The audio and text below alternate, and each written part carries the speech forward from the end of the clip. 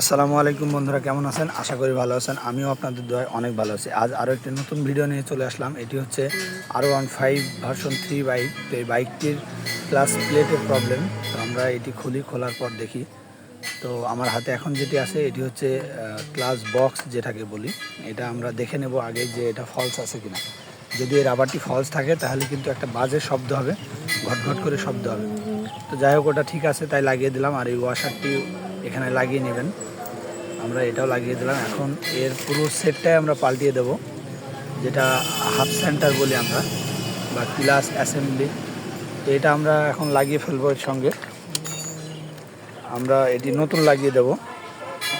চেষ্টা করবেন সবসময় পুরো সেটটাই নতুন দেওয়ার, তাহলে হয় কি পুরো অনেক সময় এটা টাল থাকলে গিয়ারে হার্ড হয়, টান টুনে প্রবলেম হয়, যে কারণে এটা আমরা নতুন দিয়ে দেবো। আর গাড়িটাও ক্ষয় হয়ে গেছিলো, যে কারণে নতুন দেওয়া। তো এই হাফ সেন্টারের উপরে একটা সুন্দর ওয়াশার থাকে, লক সিস্টেম। এই ওয়াশারটা দিয়ে নেব। এরপরে আমরা এটা খুব সুন্দরভাবে টাইট করে নেব। এটার জন্য কিন্তু একটা রেঞ্চের প্রয়োজন। অনেকে আছেন এই রেঞ্চ না থাকার কারণে সেনি মেরে, হাতুড়ি সেনি দিয়ে নাটটাকে টাইট করেন।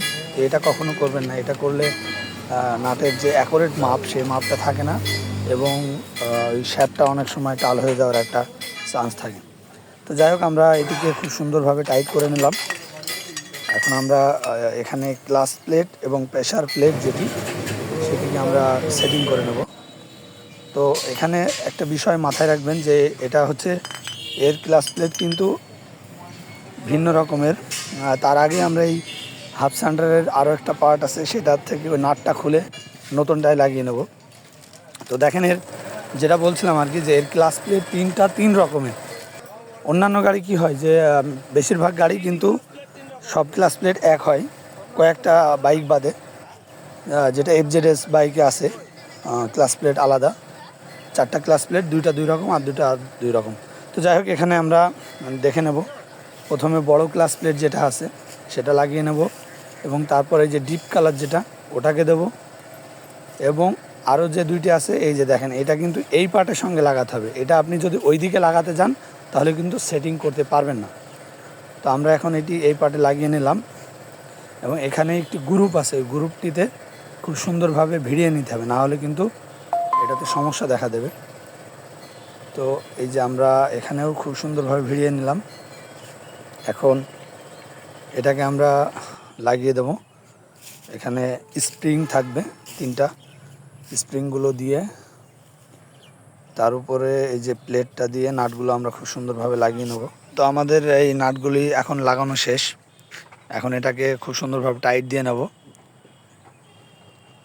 তো আসলে ক্লাস প্লেট অনেক সময় অনেকে আছে নতুন লাগালেও কিন্তু কাজ হয় না, কারণ এটা যদি ভালোভাবে ফিটিং না হয়, ভালোভাবে যদি নিয়ম মাফিক এটাকে লাগানো না হয়, তাহলে কিন্তু নতুন হলেও এটা কাজ হবে না।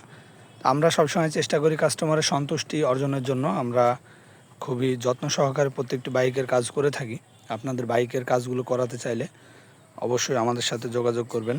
আমাদের দোকানের ঠিকানা Mamun autos, coat road, Meherpur. তো আমরা যাই হোক, এখন এটি লাগিয়ে নিলাম। এটি লাগানো আমাদের প্রায় শেষ। এখন কমপ্লিট ফাইনাল টাইট দেবো আমরা।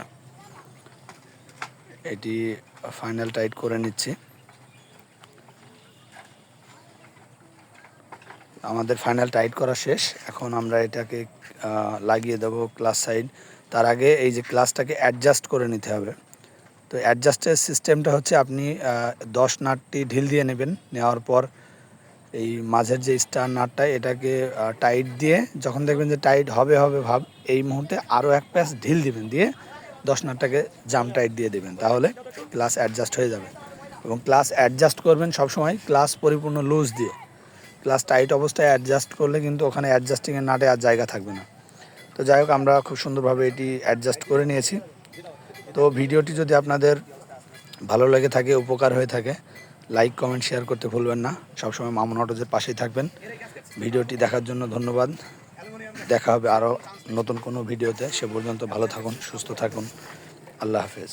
সকলের সুস্বাস্থ্য কামনা করছি।